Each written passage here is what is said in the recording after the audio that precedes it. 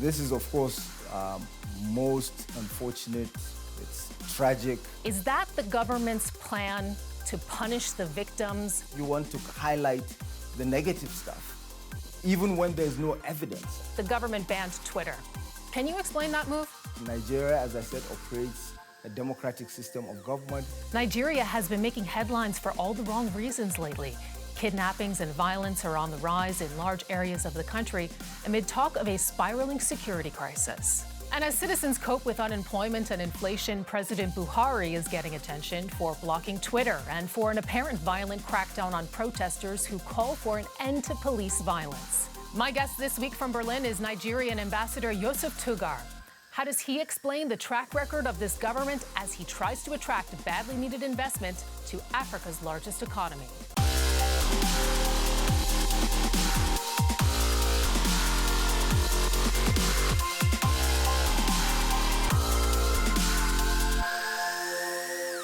Ambassador Tugar, welcome to Conflict Zone. Thank you for having me. Nigeria is said to be facing a spiraling security crisis. Terrorism, kidnappings, intercommunal violence dramatically on the rise in recent months. Has President Buhari lost control? Certainly not. He has not lost control. He has done a lot in terms of security. When he came into office in 2015, Boko Haram in the northeast was holding about 18 local government areas. Today, it doesn't hold a single local government area. However, it does not mean that the violence being unleashed by a Boko Haram, for instance, has ended. So it hasn't. They continue to move and strike and run away. It's a very difficult terrain. So it's not surprising that it has stretched out, as indeed such conflicts stretch out in other countries. But Mr. Ambassador, when you look at the sheer numbers, though, the situation does not appear to be improving. In fact, in the first 3 months of this past year, it's been reported more than 2,800 violent killings around the country in the media. And there's also, of course, the repeated kidnappings of school children. I mean, this is what really has been making international headlines. In May, for example, more than 130 school kids, some as young as 7 years old, were kidnapped in broad daylight in Niger State. What do you tell those parents? This is, of course, most unfortunate. It's tragic. It is not what we're hoping for. The government is doing its best to bring this to an end. It's not been easy because of decades of melees in Nigeria that this administration is looking to correct. The negative media reports sometimes also fuel these acts of violence, the kidnapping, the terrorism. So it's the media's fault. It's the media's fault that there's an estimated 700 students kidnapped for ransom since December in your country? That's not what I'm saying. Certainly not. It's not the media's fault, but it has further fueled some of the violence, as we've seen of recent. You have to bear in mind that Nigeria is the most populous country in Africa. It's a nation of 200 million people. So certainly there would be acts of violence. There would be all sorts of issues, particularly since we have endured years of underdevelopment, which this administration is looking to reverse. You mentioned that the government is taking action. I want to look at some of that action because the Senate is considering making it illegal to pay ransom to kidnappers. Is that the government's plan to punish the victims, the parents, in the face of the government's own inability to provide security for their children? Well, you see, Nigeria practices a democratic system of government. You have the principle of separation of power. You have an executive arm, a legislative arm, an independent judiciary, a bicameral legislature. So it's not every single action that that should be attributed to either the president or the executive arm. You know, it has several moving parts. It has several clogs in the democratic wheel. But Mr. Ambassador, do you think that this is a useful law? Does the president think that this is a useful law? Do you think that parents who fear for the life of a child could really be prevented from paying a ransom by law from a government that is not capable of protecting the children in the first place. Is this useful? We practice a deliberative democracy where there's discourse, and within that framework of discourse, we eventually come up with a position. This is how democracy works, and this is what is happening in Nigeria, which is the most populous country in Africa. It's a country of 200 million people. So you cannot just take decisions by fiat. So you're not taking a position on that. That's what I'm hearing from you. Let's look at the overall situation. I'm allowing the process to take its course. Okay, let's look at the overall situation. A lot of these kidnappings and violence, they're happening in the north, of course. The military there, let's look at their strategy. They're regrouping troops into super camps or garrison towns where they wait to repel the attacks rather than go on the offensive against the militants, for example, like Boko Haram, in their hideouts. Can you explain that? Well, these are perhaps some of the techniques and the strategies employed in asymmetric warfare, which takes place in different parts of the world. Nigeria is not unique when it comes to that. You have to bear in mind that you're often taking on an invisible enemy that's continuously on the move. I'm sure we're in Germany here. I'm sure the Baader-Meinhof was taken on, using similar strategies, or the IRA, or several other insurgent groups and terrorist groups that governments have had to take on in the past. So why should Nigeria be unique? Yeah, but the point, Mr. Ambassador, is that, we are looking at the situation specifically in Nigeria. And in Nigeria, do you admit that it has left a significant portion of the population quite exposed to this particular strategy? I mean, you have the UN, for example, saying that it's making it difficult to get internally displaced people aid. You have leading security organizations saying that these Boko Haram factions, that these affiliated, and similar groups are taking advantage of the space created by the super camp military strategy, and they're moving around more freely. They're building support. They're building their networks. You have to bear in mind that this is a conflict that is taking place in a very difficult terrain, as I said earlier, within a very complex cross-border area where 4 African countries meet, where there are hundreds of islands due to the receding Lake Chad.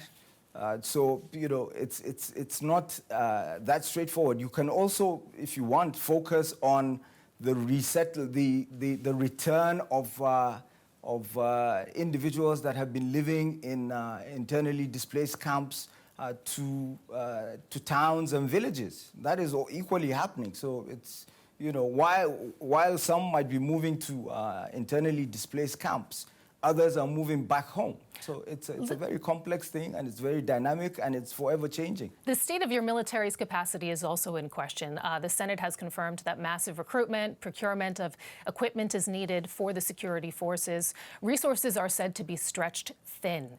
So why has the government failed to even secure the best equipment for the military? I mean, the pledges from Buhari to crush these armed groups, aren't they just empty words if you don't have the resources? We haven't been able to as much as we want, because many of the manufacturing countries would not sell it to us. We've had to contend with certain acts, such as the Leahy Act and several others in countries, and the negative propaganda sometimes that is unfairly used to label the Nigerian military as committing abuses and what have you.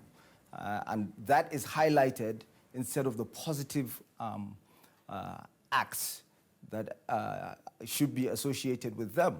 So again, it's the fault of others. So just tell me then, because I'd like to move on to another topic. No, that's not what I'm saying. That's not what I'm saying. Well, I mean, Mr. Ambassador, you spend less than 1% of GDP on security. So perhaps you can clarify for us, what the priority is in the country. The priority is to address most of these issues holistically and to tackle the root cause instead of the symptoms. This is what the Nigerian government is trying to do. So some of the root causes of violence, of insecurity, happen to be poverty, a lack of effective governance at the local government level. And this is what the Nigerian government is trying to tackle. We have a social investment program. You could talk about it. It's a noble cause. You could focus on something like that. Certainly. So we have to make the choice whether to spend more on weapons or whether to spend on solving the issue of poverty. And we're going to talk about the economy. And then when we want to buy the weapons, most often, we're not sold the weapons that we need. And Mr. Ambassador, we're going to talk about the economy, I assure you, in our conversation. So we will be returning to that. But I'd just like to ask you first about the state of human rights in the country, because, you know, it's not just attacks in the north, kidnapping. You have, you know, many hotspots all over the country. And in response to some attacks blamed on separatists, for example, in the southeast, the military has launched Operation Restore Peace. Buhari said on Twitter, "We have given the police and the military the power to be ruthless." The power to be ruthless. What does that mean?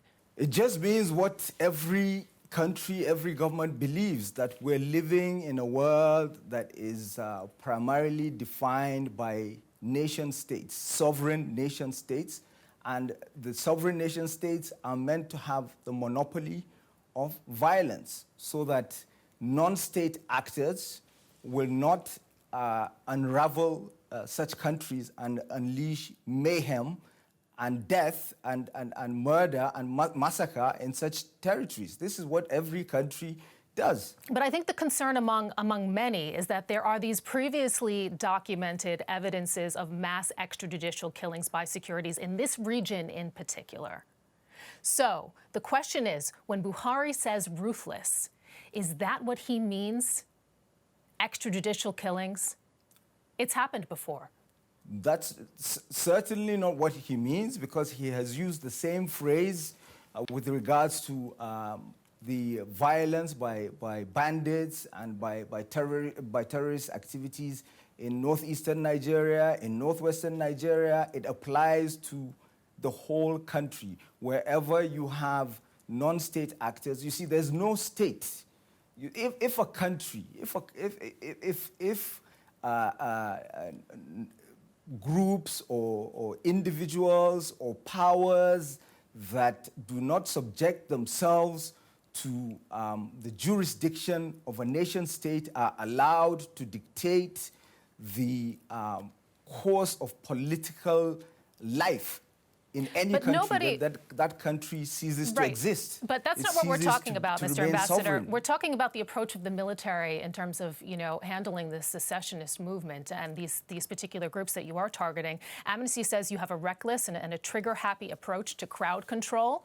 And it's not only when it comes to this particular area. In fact, I'd like to ask you about another incident. There were reports of at least 12 civilians killed when forces shot at peaceful protesters, at Lekki Toll Plaza in Lagos back in October. Is this the strategy that your forces use to help calm protests, peaceful protests in the country, shooting at peaceful civilians with live ammunition? Okay, so unfortunately, this report I know you've done your homework, but unfortunately, this report happens to be the very same report that was exposed to be untrue by none other than the State Department of the United States. They had their own investigation and said the report was untrue. Well, sir, I have not seen that report, but I have heard from 12 people were killed. Sir, I have not seen that report, but I have heard from the UN High Commissioner for Human Rights, Michelle Bachelet, and she has a position of authority, as you know. She says, quote, "There is little doubt that this was a case of excessive use of force, resulting in unlawful killings with live ammunition by Nigerian armed forces." The State Department report is easy to access. You can Google it online. It's there. It contends that report that you're referring to is inaccurate. And to date, there has not been any substantial proof to show otherwise. Well, you know, to prove that. Then let me ask you. Let me follow up on that. It's easy to cherry pick and decide you want to highlight the negative stuff, even when there's no evidence. And you cannot use, reports that are churned out by the United Nations. By the United Nations. No. Who's apart from observing that, what witnesses are saying in your country. They said in the incident, witnesses said that CCTV cameras and lights were switched off shortly before soldiers opened fire on peaceful protesters. The UN says this indicates a disturbing level of premeditation. Your government has apparently set up panels of inquiry to look into this, to look into other incidents by, a group of your security forces, which rights groups say routinely practice torture. I'd just like to ask you, how can the public trust that you will really get to the bottom of what happened when it seems as if you don't want to really look at it?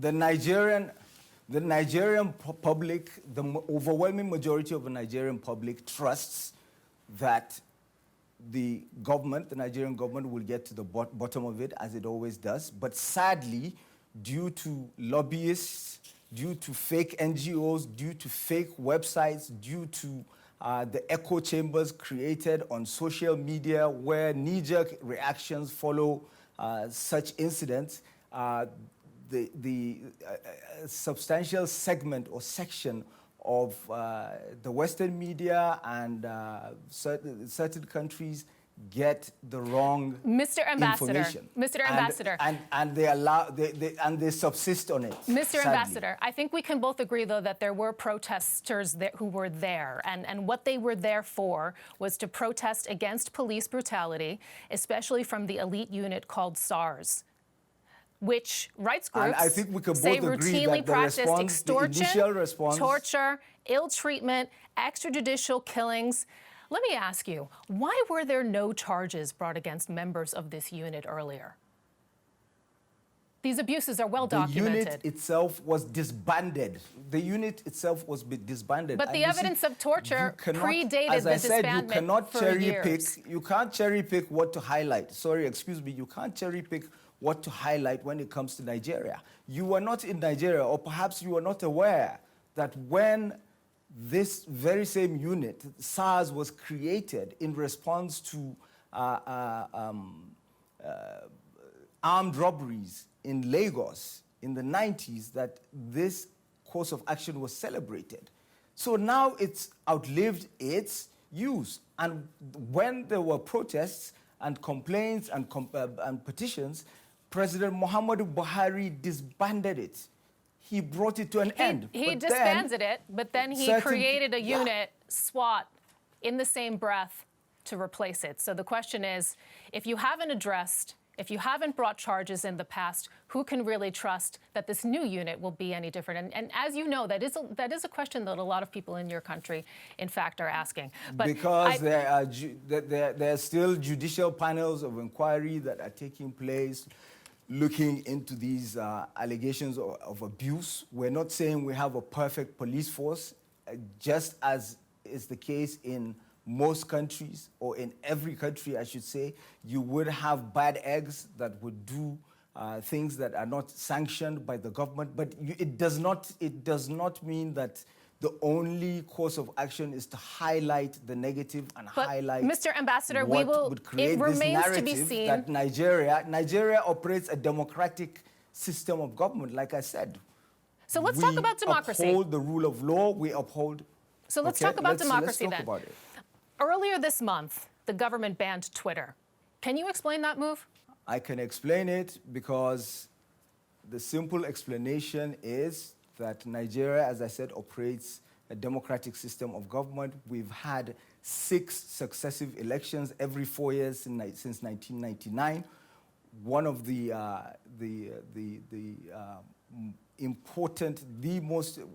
most important norms of democracy is freedom of speech, which Nigeria upholds, which Nigeria celebrates, which Nigeria protects. But you cannot allow certain elements to use those democratic norms. Mr. Ambassador, I want to ask you why Twitter was shut down. Wasn't it because the platform took down President Buhari's tweet for violating its abusive behavior policy? No, that's not the reason. The reason why Twitter was shut down was because Twitter has been airing pictures, videos, and the vituperations of people that are looking to unravel Nigeria, which well, you know, ends up many people are looking at the death, situation and they say killings, Buhari's tweet was suspended. in the burning 2 days and later, looting Twitter and was attacking. banned. Is this a proportionate response? And now we have the Attorney General ordering the immediate prosecution of offenders of the federal government's ban on Twitter. So it's Twitter users now that your government is going to prosecute. As I said, your own citizens. That's what democracy looks like. As I